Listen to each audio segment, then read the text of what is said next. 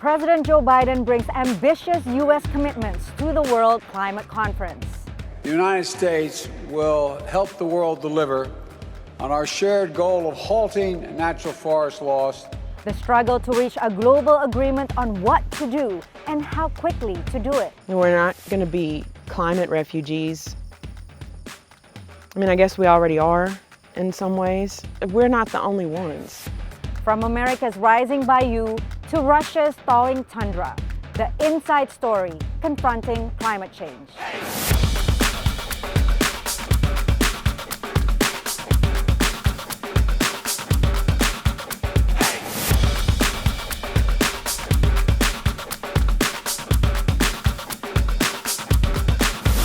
I'm Patsy Widakuswara, VOA's White House Bureau Chief. I traveled with U.S. President Joe Biden to the G20 summit in Italy last week and now to the COP26 in Scotland, where he and representatives from more than 120 countries addressed the UN Climate Change Conference. The goal of the conference is for countries to put forward their plans to hit 2030 emissions levels that will keep the world on target to get to a net zero carbon emissions by mid-century. But with the disappointing start of climate talks at the G20, it was a much harder lift at COP26. Stopping deforestation and restoring 200 million hectares of forest and other ecosystems by the year 2030, backed by close to $20 billion in public and private funding. That's the pledge made by more than 100 world leaders at COP26, the UN Climate Conference in Glasgow, Scotland.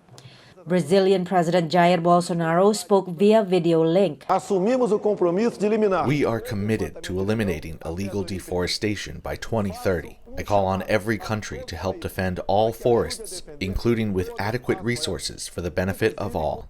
Methane emissions coming mainly from industries such as oil, gas, and coal will also be slashed. Leaders committed to cut levels 30% by 2030 under the Global Methane Pledge, an initiative pushed by the US and European Union. So cutting back on methane emissions is one of the most effective things we can do to reduce near-term global warming and keep 1.5 degrees Celsius. It is the lowest hanging fruit. With prospects for his climate legislation uncertain in Congress, U.S. President Joe Biden unveiled a series of domestic initiatives to support the deforestation and methane pledge. He slammed China and Russia for not doing their part. But the fact that China, trying to assert, understandably, a new role in the world as a world leader, not showing up, come on. The single most important thing that's gotten the attention of the world is climate. Everywhere. From Iceland to Australia, it just is a gigantic issue. And they've walked away. How do you do that and claim to be able to have any leadership mantle? The same with Putin and Russia. China and Russia reject the accusation and say Western industrialized nations are the ones who need to do more, since they are responsible for most of the greenhouse gases in the atmosphere today. Both countries have aimed to cut emissions by net zero by 2060, a decade after the global target. But they did commit to end deforestation. We take the strongest and most vigorous measures to conserve it. We improve forest management and fight illegal logging and forest fires.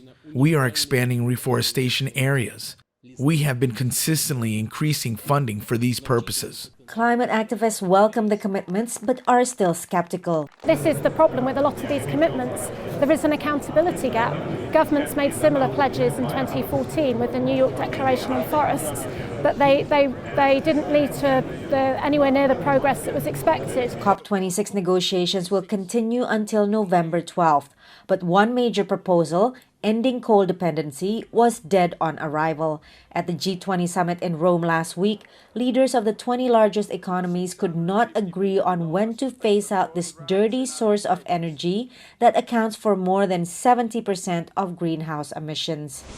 Before we go any further, what exactly is COP26? It stands for Conference of the Parties, that is the parties who signed on to a UN climate pact in the mid-90s that essentially agreed to the fact that the planet is dying and we must do something about it. World leaders have been meeting ever since, and this COP in Glasgow, Scotland is the 26th. Among those representing their country is Kaluki Paul Mutuku from Kenya.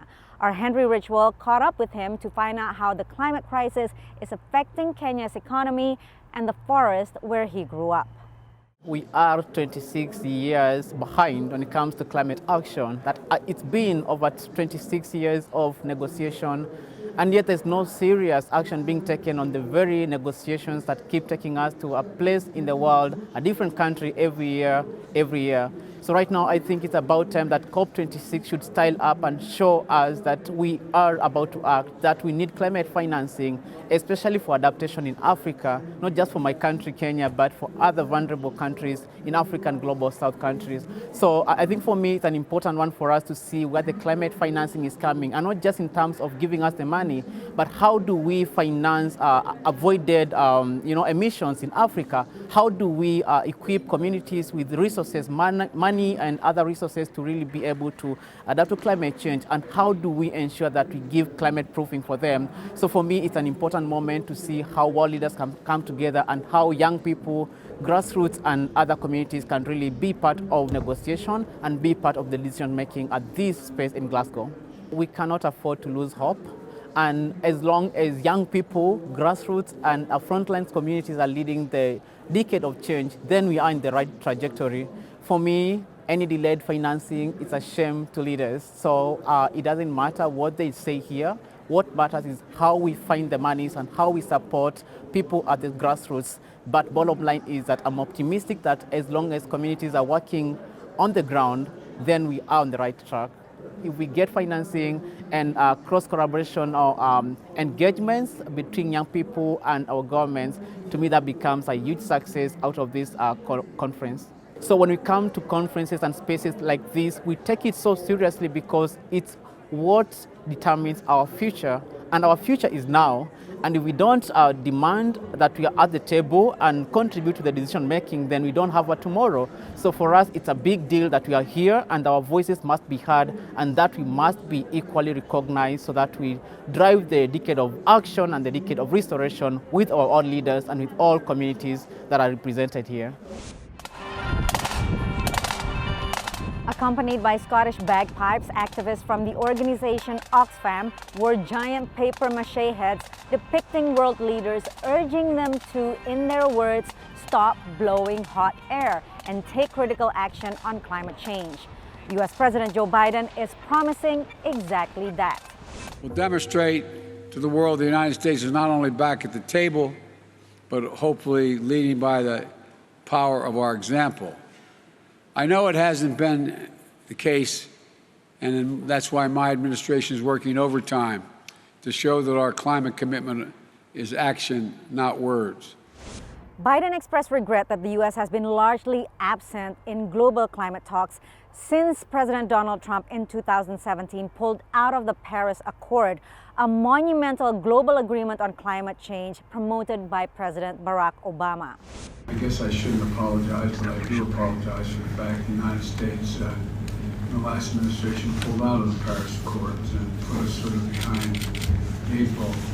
Global pledges to cut greenhouse gas emissions are just a fraction of what's needed to prevent catastrophic global warming. Our Henry Ridgewell explains what's at stake. The world's wealthiest nations, the G20, account for 80% of greenhouse gas emissions.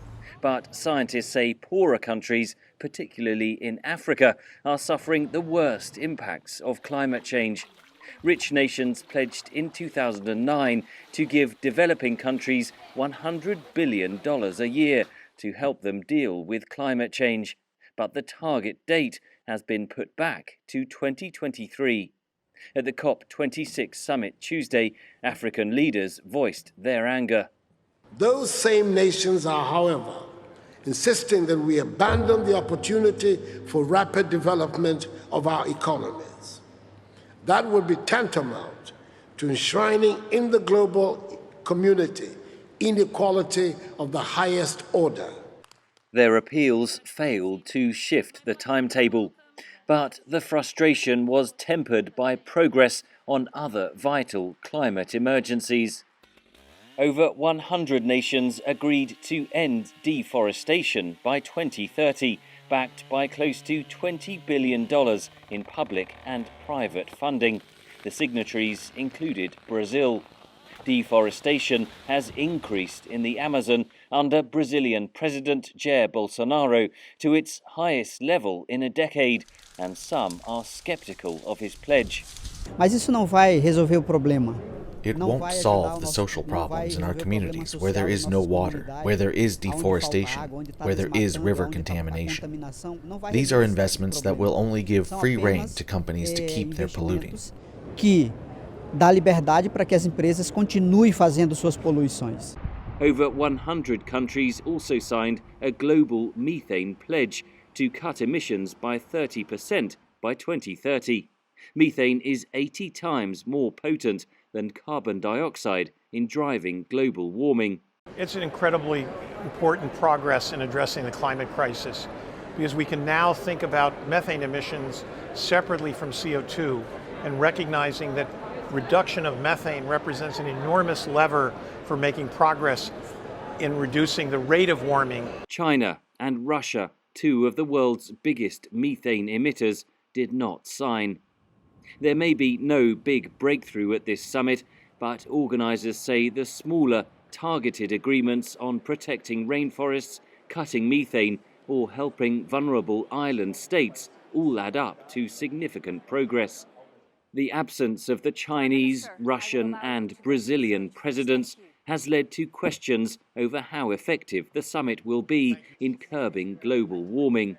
Host British Prime Minister Boris Johnson said he was cautiously optimistic. World leaders have now returned home. Their teams of negotiators will now decide the fate of the summit and, many scientists say, the future of planet Earth. Henry Ridgwell for VOA News at the COP26 summit, Glasgow.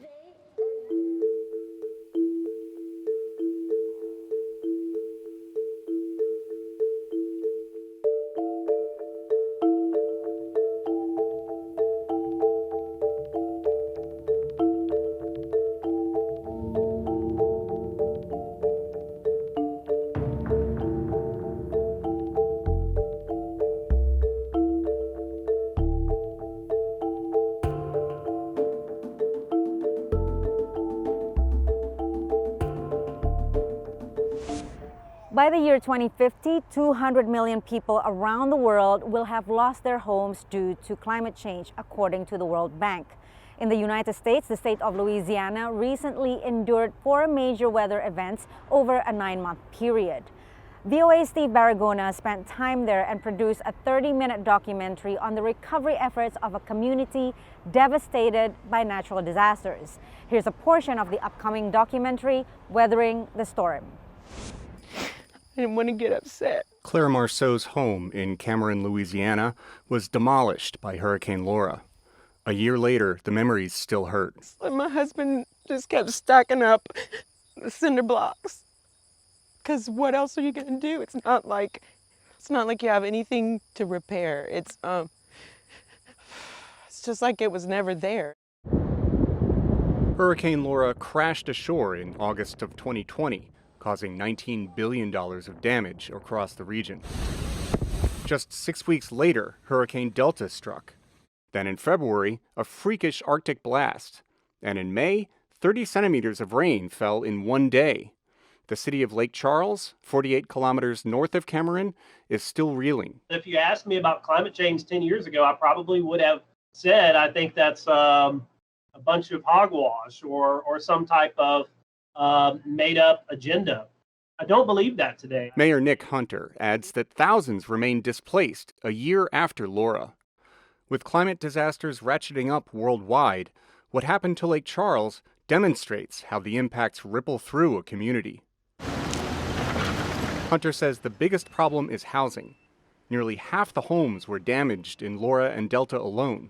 Joyce Nash lives on a street lined with abandoned houses. My neighbors aren't able to come back because their home isn't livable for them to come back. Many residents have not returned to their jobs either. When they're trying to go back to work, they can't go back to work because they have nowhere to live. They have nowhere to live. Guys, you doing okay? Kathy Vidrine owns Steamboat Bill's, a popular Lake Charles seafood restaurant. Before the storms, she had about 50 employees. I need about 30 more people, so if anybody wants a job, it's a senior citizen or 15, we hire them. I had 2 people who lost their house. One's living with the parents. There's so many of them that have moved away. There just aren't enough workers, and you see that down every street with every business. Becky Franks is marketing manager with the staffing firm Manpower. She says the whole economy of the city is suffering. From the perspective of, bringing revitalization back into the community, when the doors aren't open, it's a domino effect. People in Louisiana pride themselves on their resilience, but the impacts of repeated disasters add up, says Louisiana State University anthropologist Craig Colton. And each time a storm hits, it drives the resilience of the population further down, and they have farther to go to get out of the depressed state of the economy and their social well-being. My daughter's name's Gabby. That's what the G's for. Back in Cameron, Claire Marceau and her family are rebuilding. She knows life here is getting more precarious with climate change, but this is home. We're not going to be climate refugees. I mean, I guess we already are in some ways, but we're not the only ones. It's a global crisis. It's not just here. Steve Baragona, VOA News, Cameron, Louisiana. Watch more of the documentary and get more details on the region at voanews.com. While the ravages of climate change are seen and felt by millions around the world every day, researchers say understanding the effects of climate change requires recreating these patterns in a controlled environment. VOA's Arash Arabasadi takes us to a specialized lab in Italy. It wasn't long ago that rescue workers trained by climbing for hours, even days, to reach mountaintops to practice in extreme weather conditions. Today, they can do so in a lab. In these rooms, we can reproduce environments from negative 40 degrees Celsius up to 60 degrees. In terms of altitude, we can go up to 9,000 meters. We combine wind, snow, and rain, and we have an entire research department that studies these effects on people. This is the Terex Cube Extreme Climate Simulation Center, a part of URAC research. Here, scientists study the impact of altitude and extreme weather on participants' blood thickness and its ability to carry oxygen. Last year, the facility served as an incubator for mountain climbers Simone Morrow and Tamara Lunger. They were acclimated in our room for about a month. They were slowly brought up to 7,000 meters altitude. They trained inside. We monitored them with researchers and doctors. The goal is always to understand how man behaves scientifically in a process of acclimatization. The researchers also look at what happens to heavy machinery exposed to the same extreme climates. Sturr explains. We did some defrosting tests on big machines. These are cabins where people have to be inside. The test was to understand how fast the glass can defrost. He says that test measures the quality of the glass, which is essential for machinery operating in extreme temperatures. Terex Cube received national accreditation to carry out climate tests not only on objects, but also on living beings. The URAC Research Center has more than 400 scientists, and officials say collaborating to understand the effects of climate change may be its most important work. Arash Arabasadi, VOA News. Parts of the planet that were once thought to be permanently frozen are starting to thaw. With 65% of its land covered with permafrost, the thaw is a concern in Russia, going so far as to impact one of its major industries, oil. Last year, a thermal power plant in Krasnoyarsk, Russia, failed, flooding nearby rivers with some 17,500 tons of diesel oil. It was the first large-scale disaster of its kind in the Arctic, says Greenpeace. The Kremlin blamed local authorities for this spill, but many scientists and the company that owns the plant say the region's thawing permafrost is to blame because it weakened support for the fuel tank. Vladimir Romanovsky teaches geophysics at the University of Alaska. This thawing process, melting ice, will lead to changes in topography and microtopography. So where is a lots of ice, this surface will be subsiding rapidly. It's not good for ecosystem generally. It's not good for infrastructure. These changes are impacting not only directly people who live there and work there, but also it has some impact on infrastructure in general, in things like energy security, food and water security, and national security.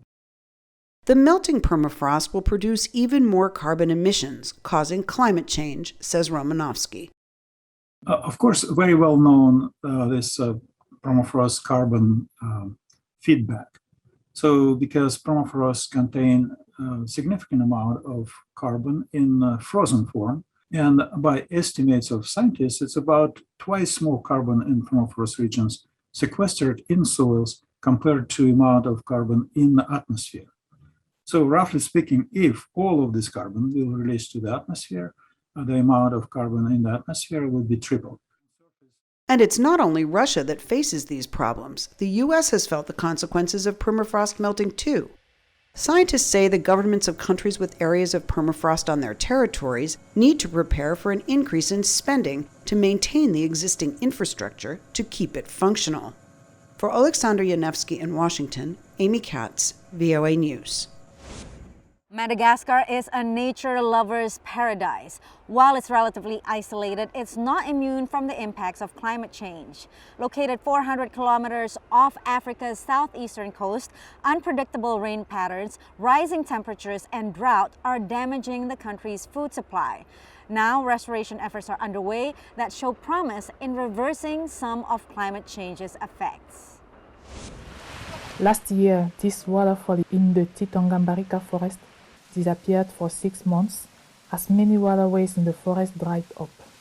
The state, with the help of the local population, launched a reforestation program.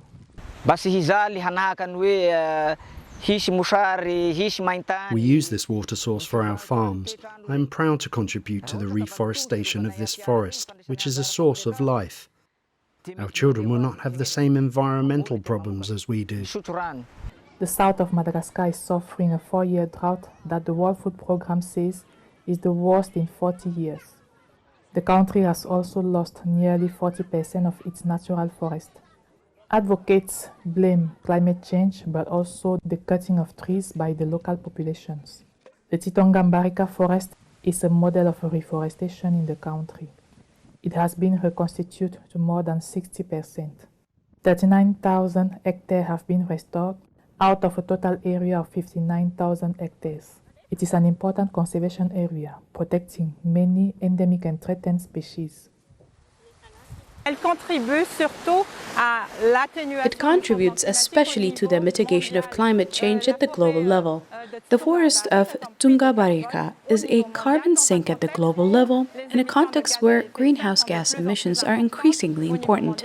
Madagascar contributes to this global objective. According to data drawn from the Global Carbon Project, Madagascar produces less than 0.01% of all the carbon dioxide generated in the world. Researchers say about 50% of the world's animal and plant species live on the island. Madagascar's president calls for everyone to do their part. What we are asking is that the countries that pollute the most should help the countries that pollute the least, so that we can really, in my opinion, mitigate the impact of this climate change and help the population in this part of the island. During the upcoming UN Climate Change Conference, the states are expected to find an agreement to limit global warming to avert any more crises like the drought that threaten Madagascar's forest land. Anne Zwanke for VOA News, Titongambarika, Madagascar. That's all from the COP26 summit here in Scotland. Follow me on Twitter at @PWidakuswara and connect with us on Instagram and Facebook at voanews.com. Stay up to date with the rest of the Global Climate Conference and check out our reporting about climate solutions at voanews.com. See you next week on The Inside Story.